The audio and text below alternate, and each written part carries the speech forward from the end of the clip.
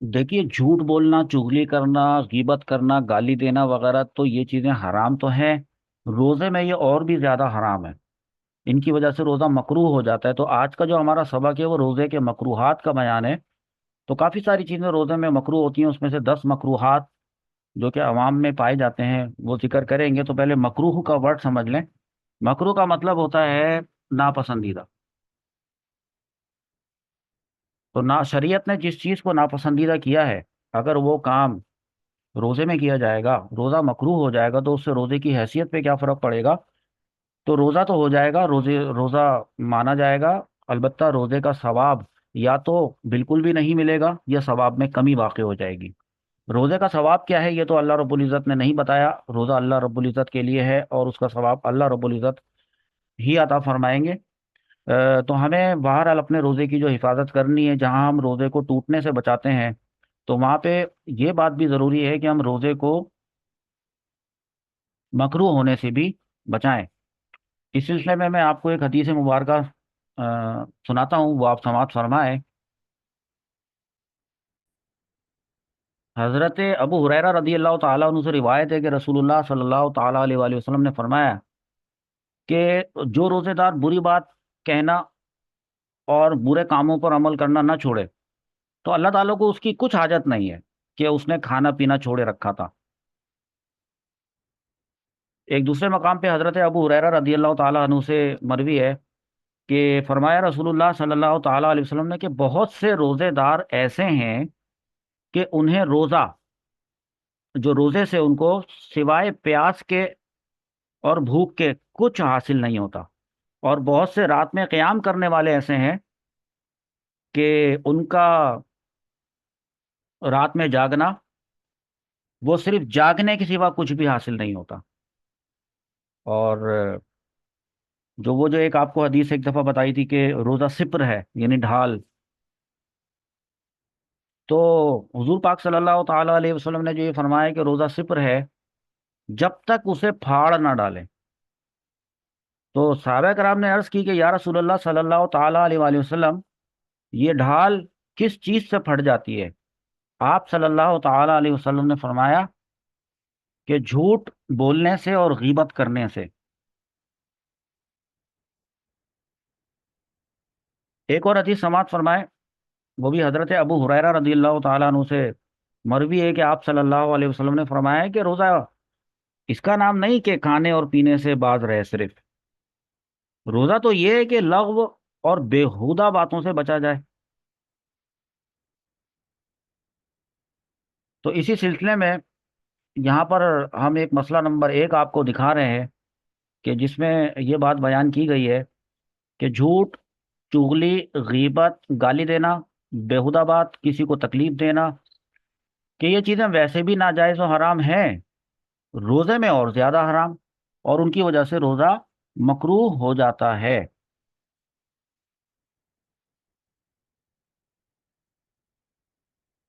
अच्छा, हमने एक ये सबक पढ़ा था कि रोज़ेदार को मुबाशरत करना जायज़ होता है, और रोज़ेदार जो है वो मुबाशरत कर सकता है। और उस सिलसिले में एक आप हदीस समात फरमा लें कि सुनन अबी दाऊद में हदीस है, हज़रत अबू हुरैरा रदी अल्लाह ताला अन्हु से रिवायत है कि एक शख्स ने नबी सल्लल्लाहु ताला अलैहि वसल्लम में से रोज़े की हालत में मुबाशरत करने के बारे में इजाज़त तलब की, सवाल किया। मुबाशरत में दुखूल नहीं होता है, ये याद रखिएगा, और इंजाल भी नहीं होता है। तो हुजूर सल्लल्लाहु ताला अलैहि वसल्लम ने उन्हें इजाज़त दे दी। तो फिर एक दूसरे सहाबी ने हाजिर होकर यही सवाल किया और इजाज़त तलब की। तो आप सल्लल्लाहु ताला अलैहि वसल्लम ने उन्हें मना फरमा दिया। तो मुहद्दिस अलैहि रहमा लिखते हैं कि जिनको इजाज़त दी थी मुबाशरत की, छूने की, बोसे की, इसकी, वो बूढ़े थे। और जिनको मना फरमाया था वो जहाँ जवान थे। तो इससे आपको ये बात पता चली कि अगर आपको कोई बात पता चले कि इस चीज़ को करने से रोज़ा नहीं टूटता है, लेकिन वो चीज़ रोज़ा तोड़ने की तरफ ले जाने वाली होती है, तो बहरहाल उससे बचना ज़रूरी होता है, वरना रोज़ा मकरूह हो जाता है। और ऐसे शख्स के बारे में बताया کہ اس کا روزہ روزہ تو کیا ہوا، جسٹ ایک فاقہ ہو گیا، اپنے آپ کو اس نے بھوکا اور پیاسا رکھا۔ لیکن کسی وجہ سے اگر روزہ مکروہ ہو جائے تو وہ یہ نہ سمجھے کہ میرا تو روزہ فاقہ بن گیا تو چلو ٹھیک ہے اب مجھے روزہ توڑ ہی دینا چاہیے، کیونکہ اس روزے کا مجھے ثواب تو ملے گا نہیں۔ جی نہیں، اگر وہ روزہ توڑ دے گا تو اب اس کو کفارہ 60 روزوں کو دینا پڑے گا۔ لہذا اس معاملے میں بڑا احتیاط کرنی چاہیے۔ اگر جھوٹ بول دیا، چگلی کر لی، غیبت کر لی، گالی دے دی، بی پی ہائی ہو جاتا ہے، چیخنا چلانا، تو توبہ کر لے اس کے بعد، اور توبہ کر لے اور یہ توبہ کر لے کہ اب اس لمحے کے بعد جو باقی کا جو روزہ ہے وہ آرام اور سکون سے گزاروں گا۔ تو انشاءاللہ عز و جل اللہ تعالیٰ سے دعا سے اچھی امید ہے کہ روزہ جو ہے وہ مکروہ نہیں ہوگا انشاءاللہ عز و جل۔ اور بہرحال اللہ اگر کسی کا روزہ مکروہ ہو جاتا ہے تو اللہ رب العزت اس کے ساتھ کیا معاملہ فرماتا ہے یہ تو نہیں معلوم۔ ہو سکتا ہے کہ اللہ اگر وہ سچی توبہ کرے تو اس کو معاف کر دیا جائے۔ تو روزے میں جو ہے وہ یہ بس ایک امپورٹنٹ بات آئی ہے کہ چکھنا یا چبانا یہ تو مکروہ ہوتا ہے۔ یہ جتنے بھی مکروہات ابھی ہم پڑھنے جا رہے ہیں، ان مکروہات کو پڑھنے سے پہلے ہمیں اس مکروہ ہونے کی اہمیت پتہ چل جانی چاہیے کہ یہ کوئی چھوٹی چیز نہیں ہے۔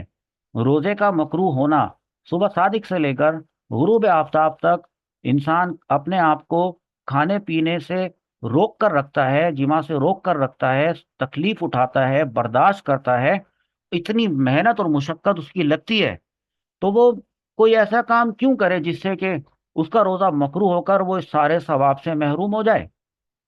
تو یہ جاننا بھی بہت زیادہ ضروری ہے۔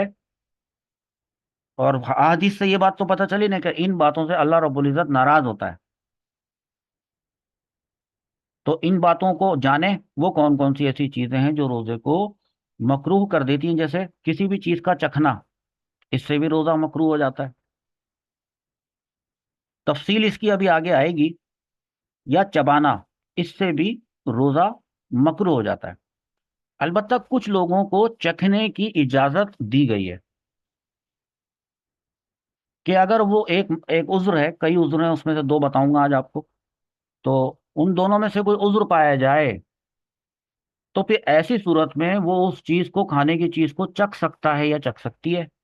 جیسے مثال کے طور پہ ایک عذر یہ ہے کہ چکھنے کے لیے عذر یہ ہے کہ مثلا عورت کا شوہر بد مزاج ہے یا ظالم ہے، کہ نمک کم و بیش ہوگا تو اس کی ناراضگی کا باعث ہوگا، وہ اس کے بعد مارے گا، پیٹے گا، غصہ کرے گا، تو اس وجہ سے اس کے ستم سے، ظلم سے بچنے کی وجہ سے چکھنے میں کوئی حرج نہیں ہے۔ اور چکھنے سے کیا مراد ہے؟ کیونکہ چکھنا ویسے تو چونکہ مکروہ ہے، اور چکھنے سے غالب گمان یہاں پر چلا جاتا ہے کہ کہیں وہ حلق میں چلی گئی چیز تو روزہ تو ٹوٹ جائے گا، تو لہذا چکھنا کسے کہتے ہیں وہ بھی آپ سمجھ لیں۔ اور وہ جو دونوں صورتیں میں نے آپ کو بتانی ہیں اس میں سے ایک میں نے آپ کو بتا دی اور دوسری صورت آپ جان لیں۔ اور وہ یہ ہے کہ وہ روزے دار چکھنے سے مراد یہ ہے کہ زبان پر رکھ کر مزہ دریافت کر لیں، ہاں، اور اس کے بعد اسے تھوک دیں کہ اس میں سے حلق میں کچھ نہ جانے پائے، کیونکہ اگر چکھنے میں غلطی کر گیا، مبالغہ کر گیا، حلق میں چلا گیا، روزہ ٹوٹ جائے گا۔ اس لیے عام حالت میں بلا عذر کسی چیز کا چکھنا یا چبانا مکروہ قرار دیا گیا ہے، بلا عذر۔ اور وہ جو عورت کے شوہر والا معاملہ تھا، اس میں چونکہ عذر پایا جا رہا تھا کہ شوہر کا ظلم یہ ایک اس کو عذر تھا، ایک اور بھی عذر ہوتا ہے، اور وہی ہوتا ہے کہ کوئی چیز خریدی اور اس تجارت میں اس کو بھاری نقصان کا اندیشہ بھی ہے، اور وہ اس طرح سے کہ اس کا چکھنا ضروری ہے، کہ نہیں چکھے گا تو نقصان ہوگا، تو پھر اس کو چکھنے میں حرج نہیں۔ اور اگر نقصان کا اندیشہ نہیں پایا گیا تو پھر کوئی عذر ہی نہیں پایا گیا، تو پھر عذر نہ پائے جانے پر چکھے گا تو پھر مکروہ ہے۔ اچھا، یہ جو فرض روزے کے بارے میں بتایا گیا ہے، ہو اگر نفلی روزہ تو اس کا حکم بھی آپ دیکھ لیں اور سماعت فرما لیں کہ بلا عذر چکھنا جو کہ مکروہ بتایا گیا ہے، یہ فرض روزے کا حکم ہے۔ تو فرض روزہ مکروہ ہو جائے گا بلا وجہ چکھنے سے، لیکن نفل روزہ مکروہ نہیں ہوگا۔ بس یہ ہے کہ اگر نفل روزہ رکھا ہوا ہے اور چکھنے کی ضرورت تو پیش آئے نا، کوئی حاجت ہو، کوئی ضرورت ہو، کوئی سینس بنتا ہو کہ کیوں چکھ رہا ہے۔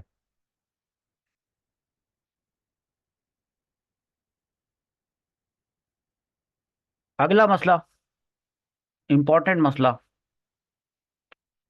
اور اس کا تعلق جو ہے وہ انزال سے ہے، مباشرت سے ہے۔ جیسے کہ آپ کو یہ بات پتا ہے کہ مباشرت جس کا مطلب ہے جسم کا جسم سے چھو جانا، اور میاں بیوی کا بوسو کنار اور گلے لگنا کے بارے میں آپ کو بتایا تھا کہ اس سے روزہ نہیں ٹوٹتا ہے۔ تو اس کا یہ مطلب نہیں ہے کہ کیونکہ اس سے روزہ نہیں ٹوٹتا ہے تو یہ کام کر بھی لیا جائے۔ ابھی میں نے آپ کو حدیث مبارکہ بتائی ہے، حضور صلی اللہ تعالیٰ علیہ وآلہ وسلم نے ایک صحابی کو اجازت دی اور ایک صحابی کو اجازت نہیں دی، بلکہ منع ہی فرما دیا۔ تو حکم کیا لگے گا؟ حکم یہ لگے گا، جو حکم ہے وہ ابھی آپ سمجھ لیں اچھی طریقے سے، وہ یہ ہے کہ اگر مباشرت میں، چھونے میں، بوسہ لینے میں یہ اندیشہ ہو کہ انزال ہو جائے گا، کیونکہ دیکھیں اگر مباشرت میں انزال ہو جائے تو روزہ ٹوٹ جاتا ہے نا، تو کوئی ایسا کام نہیں کرنا چاہیے جو انسان کو روزہ توڑنے کی طرف لے جائے۔ تو اگر اس کو مباشرت میں یہ اندیشہ ہے، یہ خدشہ ہے کہ اس کو اپنی طبیعت معلوم ہے کہ اس کو کنٹرول نہیں ہے، تو کہیں انزال ہو جائے گا، تو پھر مباشرت کرنا بھی مکروہ ہے، اور وہ اس کے روزے کا پورا ثواب ضائع کر سکتی ہے، اور کہیں اس کا روزہ جو ہے وہ جسٹ فاقہ بن کر نہ رہ جائے۔ یا اس کو یہ اندیشہ ہے کہ یہ مباشرت جو ہے وہ جمع میں کنورٹ ہو جائے گی، جمع میں مبتلا ہو جائے گا، تو ایسی صورت میں عورت کا بوسہ لینا، چھونا وغیرہ اور گلے لگانا، بدن کو چھونا، یہ مکروہ ہے۔ تو ایسی صورت میں بہت زیادہ احتیاط کی ضرورت ہے۔ دن میں اللہ رب العزت نے صبح صادق سے لے کر مغرب تک، غروب آفتاب تک کھانے پینے اور جمع کرنے سے روکا ہے، رات میں تو نہیں روکا نا۔ تو اللہ سے ڈریں لوگ، اور کھانے پینے کی چیزوں کی طرف بھی للچائی ہوئی نظروں سے نہ دیکھا کریں، مذاق مذاق میں بھی کھانے پینے پینے کی چیزوں کا مذاق بھی نہ کیا کریں، کہ اکثر شرارتی لوگوں کو دیکھا گیا ہے، وہ منہ میں کچھ رکھ کے پھر باہر نکال رہے ہوتے ہیں وغیرہ وغیرہ۔ تو ایسی حرکت جو کہ روزہ توڑوا سکتی ہے، وہ حرکت کرنا، اس سے روزہ مکروہ ہو جاتا ہے۔ کبھی کبھی ایسا ہوتا ہے کہ کلی کر رہا ہے، زیادہ پانی منہ میں لے لیا، تو غالب گمانے کے وہ حلق میں چلا جائے گا۔ منہ بھر کر پانی لے کر کلی کرنا، اس کی روزے دار کو اجازت نہیں ہے۔ یہ بات بہت آسان سی بات ہے، جیسے کہ غرارہ نہیں کر سکتا، وہ غرارہ کرے گا، غرغرہ جس کو کہتے ہیں، اس سے روزہ ٹوٹ جائے گا۔ اور ناک میں پانی چڑھانے والی جہاں تک بات ہے، تو بالکل ناک کے اوپر جو نرم ماسا ہوتا ہے ناک کا، وہاں تک پانی نہیں چڑھائے گا، کیونکہ اس سے اس کے روز ہو سکتا ہے وہ حلق میں چڑھ جائے، اور اس سے اس کا روزہ ٹوٹ جائے۔ تو کہا گیا ہے کہ روزے دار کے لیے کلی کرنے اور ناک میں پانی چڑھانے میں مبالغہ کرنا مکروہ ہے۔ مبالغہ کا مطلب ہوتا ہے زیادتی کرنا۔ کلی میں مبالغہ کرنے کے یہ معنی ہے کہ منہ بھر کر پانی پی لے، پانی لے، سوری۔ تو اگر کلی کرنے کے لیے جو وہ پانی اپنے منہ میں لے رہا ہے، تھوڑا پانی لے، احتیاط کرے۔ رہی بات ایسے جنبی شخص کی کہ جس کے اوپر غسل کرنا فرض ہے اور حالت روزہ میں ہے وہ، اور آپ کو معلوم ہے کہ غسل کے جو دو فرائض ہوتے ہیں اس میں کلی کرنا منہ بھر کر اور ناک میں پانی ڈالنا اچھی طریقے سے، یہ فرض ہوتا ہے۔ تو ابھی تو چونکہ اس کا روزہ ہے، تو وہ بالکل احتیاط سے کلی کرے گا، منہ بھر کر کلی، وہ نہیں کرے گا, ناک میں پانی وہ اوپر تک نہیں چڑھائے گا, رہے افطاری کے بعد یہ کام کر لے دونوں, افطاری کے بعد. اچھا, ملازمین کے لیے بھی رمضان کے دنوں میں ایسا کام کرنا جائز نہیں جس سے ایسا ضعف آ جائے یا ایسی کمزوری آ جائے کہ روزہ توڑ دینے کا ظن غالب ہو. ظن غالب کا مطلب یہ ہوتا ہے کہ کنفرم ہو, پکا ہو کہ اتنی طبیعت اگر کمزور پڑ گئی تو روزہ توڑ دوں گا. یا پچھلے رمضان میں بھی ایسا ہوا تھا کہ جب اتنا کام کر لیا تھا تو یہ حالت ہو گئی تھی, تو اس کو وہ کام کرنا ہی منع کر دیا ہے, وہ کام ہی نہ کرے پھر ایسا. تو لہذا نان بائی, نان بائی کہتے ہیں روٹی پکانے والے کو, تندور پہ روٹی پکانے والے کو, یا اس کے علاوہ وہ دوسرے چولہے پہ روٹی پکاتا ہو. عورت تو گھر کی ہوتی ہے, وہ تو آدھے گھنٹے 1 گھنٹے روٹی پکاتی ہوگی. لیکن یہ نان بائی ہے جو کہ اس کا کام ہی یہی ہے, تو یہ کم سے کم 8 سے 10 گھنٹے جو ڈیوٹی انجام دیتا ہے, بڑا طویل ٹائم ہوتا ہے, اور آگ کے قریب گرمی میں روزے کی حالت میں. تو فقہائے کرام نے لکھا ہے کہ نان بھائی کو چاہیے کہ وہ دوپہر تک روٹی پکائے اور پھر باقی دن میں آرام کرے. یہ اس کو حکم دیا جا رہا ہے. اب کاش کے جو ریسٹورنٹ کے یا ہوٹل کے جو مالک ہیں, مالکان, ان تک بھی یہ بات پہنچ جائے تو وہ اپنے تندور پہ روٹیاں پکانے والوں کو یہ سہولت دے دیں. کیونکہ اگر یہ اس کا اپنا کام نہیں ہے, اس کا اپنا تندور نہیں ہے, اور یہ کہیں ملازم ہے, تو پھر یہ کیسے ایسے کرے گا. یہاں دوپہر تک سے مراد ہے ذہبہ کبریٰ تک, صبح سے کام شروع کرے, ذہبہ کبریٰ پر یہ کام اپنا ختم کرے اور اس کے بعد آرام کرے. کیونکہ ورنہ وہ روزہ توڑنے کی کنڈیشن میں چلا جائے گا. دیگر جو معمار ہوتے ہیں یا مزدور ہوتے ہیں, ان کے بارے میں بھی مسئلہ سماعت کر لیں. یہ والا مسئلہ ہے کہ یہی حکم معمار جو تعمیر کرتے ہیں مکان, اور مزدور وہ مزدور جو کہ بوجھ اٹھاتے ہیں اور مزدوری کے دوسرے کام کرتے ہیں, اور مشقت کے کام کرنے والوں کا ہے یہی حکم کہ وہ آدھے دن کام کریں دوپہر تک, اور اس کے بعد باقی دن آرام کریں. زیادہ ذوف کا اندیشہ ہو تو کام میں کمی کر دیں تاکہ روزے ادا کر سکیں. اب یہ اگر اپنا کام کرتے ہیں, سیلف امپلائڈ ہیں اگر, تو یہ تو ان کے اختیار میں ہے کہ چاہیں تو کام پہ نہ جائیں. بھئی آج کام پہ نہیں جا رہے کیونکہ یہ سیلف امپلائڈ ہیں, تو ایسی صورت میں ان کو اختیار ہے کہ یہ آج آدھے دن کام کریں. اور اگر یہ کسی کے انڈر میں کام کر رہے ہیں, ملازم ہیں, تو پھر یہ بات مسئلہ ان کو سمجھنا چاہیے, اور ان کو چاہیے کہ میرے مزدور, میرے ٹیکنیشینس یہ کمزوری میں مبتلا ہو جائیں گے اور پھر یہ روزے درست طریقے سے ادا نہیں کر سکیں گے, تو اس کو چاہیے کہ ان کے کام میں کمی کر دے. بعض مرتبہ کمزوری وہ اتنی ہو جاتی ہے کہ کھڑے ہو کر نماز تک نہیں پڑھ سکتا. یہ کمزوری کی بات ہو رہی ہے, مرض کی بات نہیں ہو رہی. تو اس کا مسئلہ بھی سمجھ لیں کہ اگر روزہ رکھے گا تو کمزور ہو جائے گا, کھڑے ہو کر نماز تک نہ پڑھ سکے گا, تو کیا حکم ہے بھائی؟ تو اس کو روزہ چھوڑنے کا حکم نہیں دیا جائے گا, بلکہ وہ روزہ رکھے.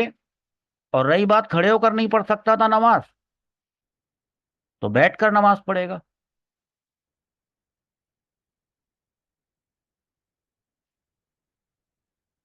اچھا, یہ جو ہم سحری کرتے ہیں, تو سحری کو تاخیر سے کرنا مستحب ہے, یعنی اچھا ہے تاخیر سے کی جائے. اس میں کافی سارے فوائد ہیں. تاخیر سے کرے گا تو وہ پیٹ میں رہے گا تو دن گزارنا آسان ہو جائے گا. اور رات کو اگر جلدی کھا لے گا سحری, جیسے رات میں کھانا کھایا جاتا ہے, جیسے رات کو 12 بجے کھانا کھا لیا اور کہا کہ یہی سحری بھی ہے, تو ٹھیک ہے, کوئی مسئلہ نہیں. اور تھوڑا لیٹ کر لیتا, تو جتنا زیادہ لیٹ کرے گا اتنا اچھا ہے. اس کا ایک مسئلہ بتا دیتا ہوں آپ کو میں, بڑا امپورٹنٹ. یہ جو مسئلہ لکھا ہے کہ سحری کھانا اور اس میں تاخیر کرنا مستحب ہے. جی. شرط نہیں لکھا کہ شرط ہے. فرض یا واجب بھی نہیں لکھا ہے. تو مستحب کو پھر مستحب کے طریقے سے کیا جائے کہ اتنی ہی دیر نہ کر دی جائے کہ آخری بالکل لمحوں پہ جو ہے اس نے پانی پیا یا کھایا، اور بعد میں کسی نے کہا تم نے 5:29 پہ کھایا، اس نے کہا نہیں میں 5:28 ہو رہے تھے، اس نے کہا نہیں 5:30 ہو رہے تھے. اب یہ خود کنفیوز ہو گیا کہ اس وقت میرا روزہ چلا گیا تھا یا نہیں گیا تھا، نہ جانے کیا ہوا تھا. تو اتنی دیر تک تاخیر کرنا مکروہ ہے. سارا دن گلٹی فیل کرتا رہا. دیکھو، مگر اتنی تاخیر مکروہ ہے کہ صبح ہو جانے کا شک ہو جائے. اب شک ہو گیا نا، تو اس شک کی وجہ سے سارا دن اپنے آپ کو ملامت کرتا رہا اور گلٹی فیل کرتا رہا، نہ جانے میرا روزہ ہوا ہے کہ نہیں ہوا ہے. تو ایسا کام کرنا مکروہ ہے. اتنی دیر نہیں کرنی چاہیے. پھر یہ جو لفظ مستحب کا آیا ہے، یہ ایک دوسرے مقام پر بھی استعمال ہوا ہے، اور وہ ہے افطار.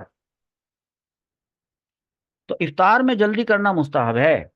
جلدی کا یہ مطلب نہیں ہے کہ سورج غروب ہونے سے پہلے ہی کھانا شروع کر دے. ہاں، اتنا بھی جلدی کرنے کی بات نہیں ہو رہی ہے. تو مسئلہ پہلے پڑھ لیں، پھر سمجھاتا ہوں کہ افطار میں جلدی کرنا مستحب ہے، مگر افطار اس وقت کرے کہ غروب کا غالب گمان ہو. غالب گمان. جب تک گمان غالب نہ ہو افطار نہ کرے. جی ہاں. اگرچہ مؤذن نے اذان کہہ دی ہے تب بھی افطار نہ کرے. خود کو یقین نہیں ہو رہا اگر، تو مؤذن کی اذان کی آواز سن کر بھی افطار نہ کرے. جب تک پوری تحقیق نہ کر لے اپنے کیلنڈر میں یا اپنی موبائل اپلیکیشن میں یا اپنی سورس آف نیوز میں سے نہ دیکھ لے، کہیں سے بھی جو اس کا ہوتا ہے طریقہ کار اس سے نہ دیکھ لے، تب تک مؤذن کی اذان کے اوپر نہ جائے، بلکہ اپنے گمان غالب پر وہ افطار کرے. سارا دن بغیر کھائے پیے گزارا اور اب حالت بالکل ڈاؤن ہے، تو جب اتنے گھنٹے گزار لیے تو 2 منٹ اور صحیح. روزہ تو نہ روزہ تو نہ خراب کرے. اچھا، بادلوں کے دنوں میں جب ابر ہوتا ہے، ابر چھایا ہوا ہوتا ہے نا، تو ایسی صورت میں صحیح سے سمجھ نہیں آ رہا ہوتا کہ سورج غروب ہو گیا ہے کہ نہیں ہو گیا ہے، بلکہ عصر سے وقت سے ہی دن بھر میں ہی ایسے ہی ماحول بنا ہوا ہوتا ہے آسمان کا. تو ایسے میں تو بالکل بھی لکھا ہے کہ اور ابر کے دنوں میں افطار میں جلدی نہیں کرنی چاہیے. تو نہیں کرنی چاہیے. جلد بازی کا مظاہرہ نہیں کرنا چاہیے. اچھا، اب آج کل تو بہت اچھے انتظامات ہیں، اعلانات ہوتے ہیں. شاعری کا وقت ختم ہونے کے بھی اعلانات ہوتے ہیں. افطاری کا بھی سائرن بھی بجتا ہے. یہ سب چیزیں جائز ہیں، ان پر اعتبار کرنا. تو اس کے سلسلے میں بھی ایک مسئلہ ہے، وہ بھی سمجھ لیں. بس اس کے بعد ہماری کلاس ختم ہو جائے گی. اچھا، یہ مسئلہ آپ کو میں بتاؤں نا تو آپ کو حیرت ہوگی. پرانے زمانوں کے وقتوں کی کتاب لکھی ہوئی ہے، تو ظاہر سی بات ہے اس وقت کے حساب سے جو اس دور میں سائرن تو نہیں ہوتا تھا. یہ تو ابھی کے دور میں آیا نا سائرن بجتا ہے، یا مسجد کے مائک میں سسٹم ہوتا ہے، یا الگ سے ایک وہ جو بھونپو تھا جو بنا کے رکھتے تھے اسپیکر. تو یہ تو اس وقت کی بات ہو رہی ہے کہ لاؤڈ اسپیکر ہی نہیں ہوتے تھے. تو اس وقت ایک عادل کے قول پر افطار کر سکتا ہے. تو یوں ہی لیکن عورت کے کہنے پر بھی افطار نہ کرے. ہاں، مطلب خدا نہ خواستہ اس سے کسی عورت کی وہ مقصود نہیں ہے کہ اس کی عزت میں کمی کی جا رہی ہے. بس ایک قاعدہ ہے، ایک قانون ہے. مرد کے کہنے پر افطار کرے گا. صدر الشریعہ کی یہ بات دیکھیں کتنی دلچسپ اور خوبصورت بات لکھی ہے کہ آج کل، اب دیکھو آج کل یہ لفظ کتنی اچھی بات ہے. اب ان کا آج کل وہ تھا، اور ہمارا آج کل وہ یہ آج کل ہے. تو بھائی وہ والا آج کل جس وقت یہ کتاب لکھی گئی تھی وہ ایک پتہ نہیں نہ جانے کتنے طویل عرصے پہلے کی بات ہے، اور ہمارا یہ والا جو آج کل ہے اس میں فرق ہے نا. تو وہ اپنے دور کی بات لکھ رہے ہیں، یقیناً ان کے دور کی وہ والی بات ہمارے اس دور کی کسی نہ کسی چیز سے تو میچ کرے گی. دیکھیں پہلے اس والی بات کو پڑھ لیں کہ آج کل فرماتے ہیں آج کل اکثر اسلامی مقامات میں افطار کے وقت توپ چلنے کا رواج ہے. اب آپ بولیں گے توپ کیا ہوتی ہے؟ توپ چلنے کا رواج ہے، اس پر افطار کر سکتا ہے چاہے توپ چلانے والے فاسق ہوں. تو ویسے تو ہندوؤں کی حکومت تھی یا برٹش گورنمنٹ تھی.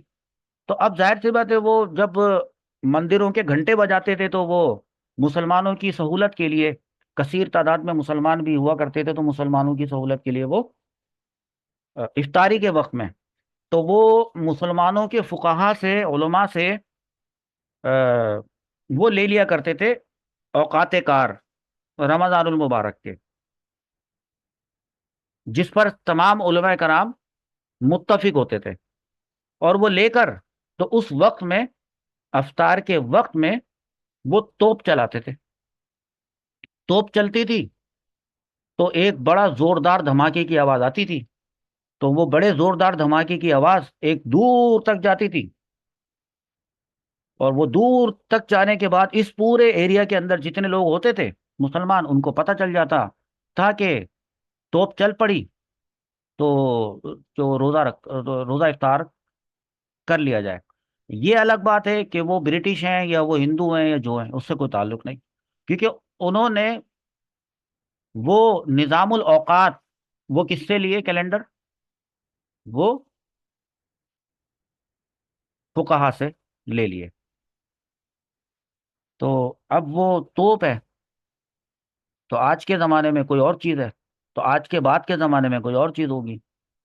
تو اس طرح سے کوئی نئی چیز، اب حضور پاک صلی اللہ تعالی علیہ وآلہ وسلم کے زمانے میں تو کوئی توپ نہیں چلاتا تھا، تو پھر اب کیا کریں؟ تو توپ چلانا یہ تو بدعت ہو گیا، یا شرک یا کفر، کیا کیا حکم لگائیں گے؟ اور اگر آج کے زمانے میں کوئی سائرن بجاتا ہے، او سائرن، یہ تو اس سے بھی بڑا کچھ بدعت وغیرہ ٹائپ کی کوئی چیز ہوتی ہوں گی نا ان کے ذہنوں میں. نہ تو توپ تھی حضور پاک صلی اللہ تعالی علیہ وآلہ وسلم، تو کیا صحابہ کرام رضوان اللہ تعالی علیہم اجمعین کے زمانے میں بھی توپ نہیں تھی، مائک بھی نہیں تھا، لاؤڈ اسپیکر بھی نہیں تھا، سائرن بھی نہیں تھا.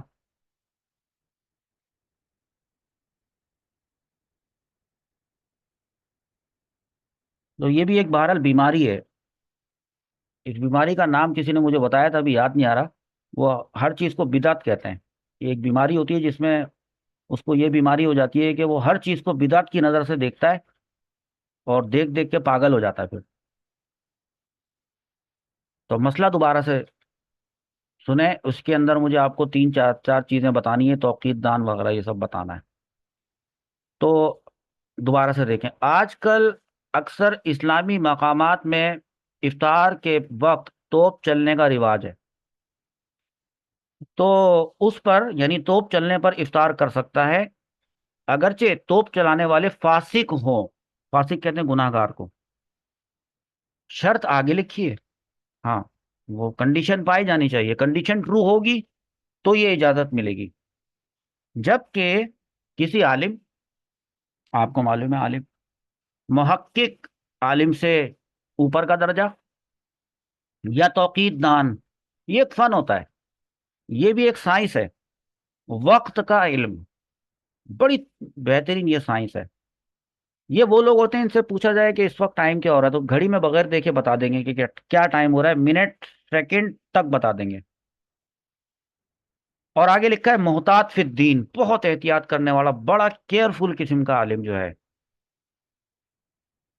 تو وہ جو توپ ہے نا وہ اس کے حکم پر چلتی ہو، یعنی اس نے پورا جو ہے وہ چارٹرڈ یا کوڈ آف کنڈکٹ بنا کے دیا ہو، تو ظاہر سی بات ہے وہ انہی کا ہی حکم پہ ہی چلتی تھی، وہی دیا کرتے تھے پورا بنا کر پروٹوکول.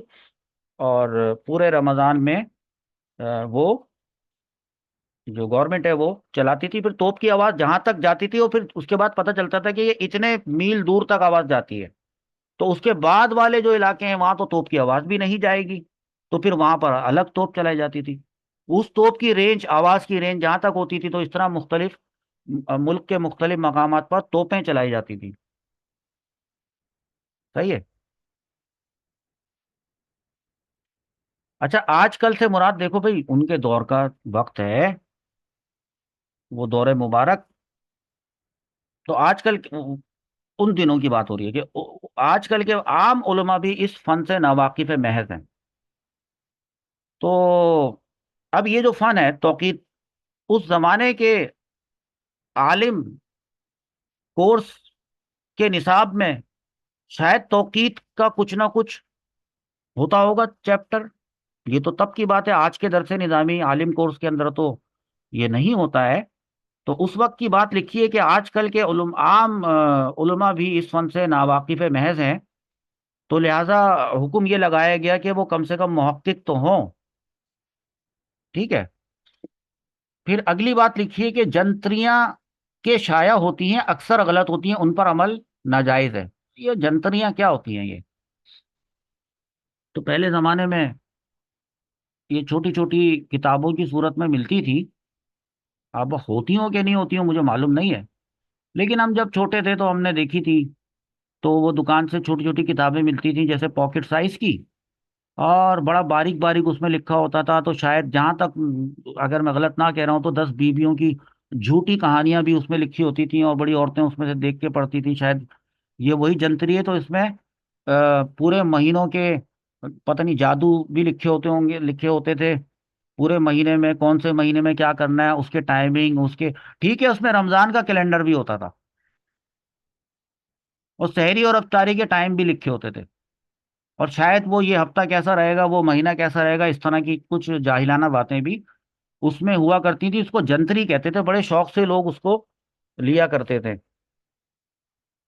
तो उस जमाने की बात है, तो वो फरमा रहे हैं कि जो जंतरियां छापी जाती हैं, शाया होती हैं, अक्सर गलत होती हैं, तो उन पर अमल जायज नहीं कि जंतरी देखे और जंतरी में लिखा हो इतने बज के इतने मिनट पे रोजा खोलना है, तो वो उतने बज के उतने मिनट पे रोजा ना खोले।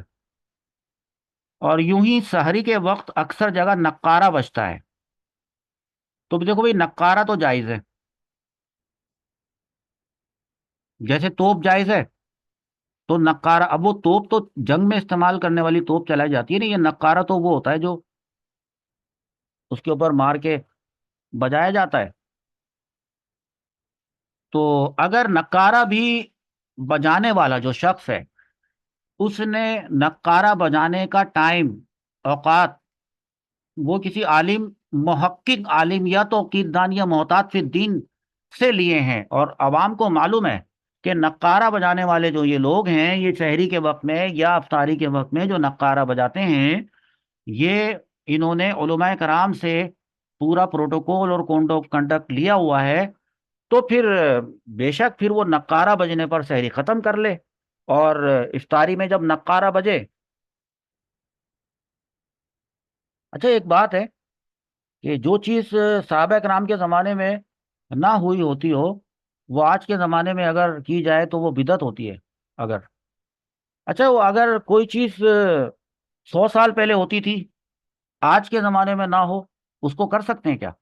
मतलब कोई नक्कारा वगैरह लेके आए या तोप वोप लेके आए, फिर तो बिदअत नहीं होगी, या हो जाएगी?